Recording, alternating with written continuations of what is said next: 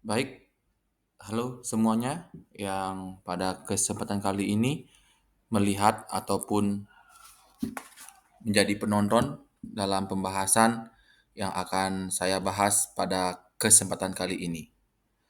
Tentu sebelum saya mulai, izinkan saya memperkenalkan diri. Saya Made Yudiantara Risadi yang hari ini ataupun pada YouTube ini akan membahas sedikit mengenai pemikiran filsafat klasik ataupun para filsuf-filsuf yang ada di dunia tentang bagaimana mereka melihat pendidikan dan tentunya juga bagaimana mereka bisa memberikan relevansi terhadap pendidikan modern di era sekarang. Tentu seperti yang sudah teman-teman lihat, di sini ada tiga bagian yang akan ataupun tiga filsuf yang akan saya bagikan dan tentu paparkan. Yang pertama ada Plato, yang kedua ada Aristoteles, dan yang ketiga ada Confucius. Dari pemikiran Plato, kita akan melihat bagaimana pendidikan untuk menata negara ideal.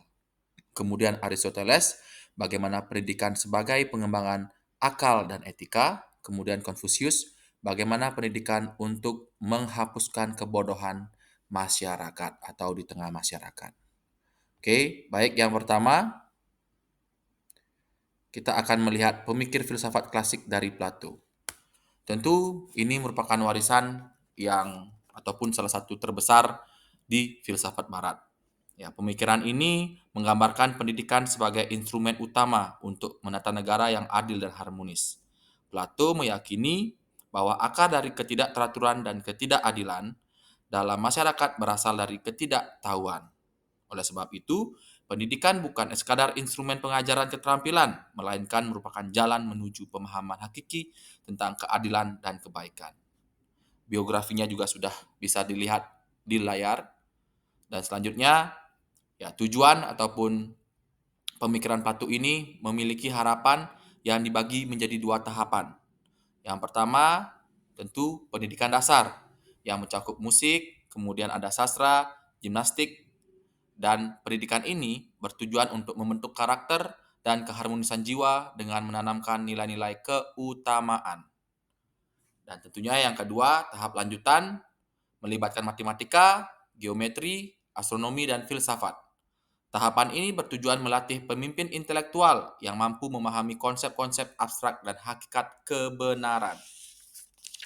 Dan bagaimana relevansinya? Ya, tentu model ini ataupun pandangan ini melihat bagaimana konsep pendidikan Plato masih memiliki relevansi yang sangat-sangat dalam diskusi tentang peran pendidikan. Teori core curriculum, ya, tahapan-tahapan tadi, menekankan penguasaan disiplin ilmu tertentu sebelum memasuki ranah spesialisasi. Hal ini mencerminkan struktur pendidikan Plato. Dan tentu di akhir refleksinya pun, Plato tetap berpegang teguh pada keyakinannya bahwa pendidikan adalah kunci untuk mencapai kehidupan yang adil dan baik. Dan tentunya ini sangat relevan. Ya, pendidikan itu bukan sekedar transmisi informasi, melainkan suatu proses transformasi jiwa dan karakter. Itulah pandangan Plato dalam singkatnya mengenai pendidikan, tujuan, dan juga relevansinya. Selanjutnya, saya akan menjelaskan mengenai Aristoteles. Ya, dengan biografi, secara singkat teman-teman bisa lihat, dan kita akan langsung masuk ke dalam pandangannya. Ya, di sini ya tentu Aristoteles ini adalah filsuf besar Yunani, salah satunya. Ya, dia menggambarkan bagaimana pendidikan itu menekankan sebagai jalan menuju pengembangan individu yang utuh. Pendidikan bagi Aristoteles bukan sekedar alat politik, melainkan suatu proses alami yang membawa manusia menuju eudaimonia, yaitu kehidupan yang baik dan penuh kebahagiaan. Dan kemudian bagaimana tujuannya? Tentu hal ini bisa dilihat dari bagaimana Aristoteles mengakui adanya perbedaan individu dan menekankan pentingnya pendidikan yang sesuai dengan bakat dan kemampuan seseorang. Hal ini sangat penting jika juga kita kaitkan dengan bagaimana pendidikan modern kali ini. Ya, pemikiran Aristoteles ini juga membentuk karakter yang baik, itu adalah tujuannya. Dan tentu ini sangat terkait ya dengan banyak teori-teori pendidikan seperti John Dewey, yang dimana melihat pendidikan sebagai proses pengalaman yang membentuk individu secara holistik. Dan tentunya relevansinya sangat-sangatlah bagus, di mana pemikiran Aristoteles ini menginspirasi model pendidikan yang berbasis pengalaman dan praktik nyata, bahwa konsep kebajikan diperoleh melalui latihan terus-menerus. Selanjutnya, saya memiliki Confucius. Ya, tadi kita bicara tentang filsafat barat. Sekarang kita akan menuju ke timur. Ya, bagaimana aliran ini memberikan pandangan ya melalui Confucius, di mana itu ataupun memiliki nama asli Kung Fuze. Ya, lahir 551 sebelum Masehi, dan di sini dia melihat pendidikan ya sangat penting untuk mengembangkan moral dan karakter seseorang.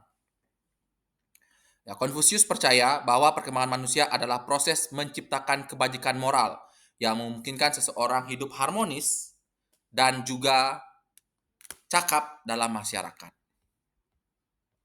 Ya, tentunya dia memiliki pandangan bahwa pendidikan itu untuk mengubah ataupun menghapuskan kebodohan yang ada dalam masyarakat. Pendidikan adalah jalan yang akan mengantarkan suatu negeri mencapai kemakmuran. Melalui jalur pendidikan, Confucius berusaha mempengaruhi orang-orang muda yang diharapkan akan menjadi penguasa. Ya, ini sangat penting ya. Bagi Confucius juga, pendidikan tidak hanya berarti mengajar, melainkan segala hal yang dapat melatih karakter dan tingkah laku individu dalam meningkatkan pengetahuan dan keahlian seseorang. Pendidikan juga terdapat dalam disiplin keluarga, perkumpulan sosial, dan dialog-dialog yang ada di dalam ataupun di pribadi manusia tersebut. Ya, Confucius bergerak di dunia pendidikan tidak sekedar demi pendidikan saja, tetapi mempersiapkan para muridnya terjun ke dunia kerja untuk bekerja dan berjuang demi asas-asas yang mereka anut. Dan di sini juga tentunya tujuan yang sudah disampaikan oleh Confucius itu tentu untuk menghapuskan kebodohan ya. Jadi dia menginginkan masyarakat yang adil ya seperti itu, dan cakap secara intelektual sehingga membentuk masyarakat yang baik juga nantinya. Nah, dalam relevansinya dengan pendidikan modern, tentu banyak prinsip dan praktek pendidikan Konfusius ini masih sangat relevan saat ini ya. Ya, dari bagaimana teori belajar, mengajar, pendekatan pengajaran, hubungan antara guru dan murid, maupun pentingnya kepribadian seorang guru, itu ada dalam ajaran Konfusius. Ya, tujuan pendidikan dapat terwujud, Konfusius menerapkan metode pembelajaran yang variatif, dari metode ceramah, tanya jawab, dialog, pemecah masalah, dan diskusi kelompok. Dan pada saat yang bersamaan, nilai-nilai moral selalu ditekankan kepada murid-muridnya secara integratif, dengan mengadukan antara belajar, berpikir, dan praktek. Dan yang paling penting, Konfusius juga sangat menekankan pentingnya model atau tokoh dalam pendidikan anak tersebut, ya, di mana guru sebagai suri tauladan yang baik. Itulah teman-teman, tadi beberapa pandangan, tujuan dan juga biografi serta relevansi dari para filsuf klasik, dari 3 orang yang sangat penting atau sangat berjasa dalam meningkatkan pendidikan di dunia saat ini. Sekian saya ucapkan dan terima kasih. Sampai jumpa di kesempatan berikutnya.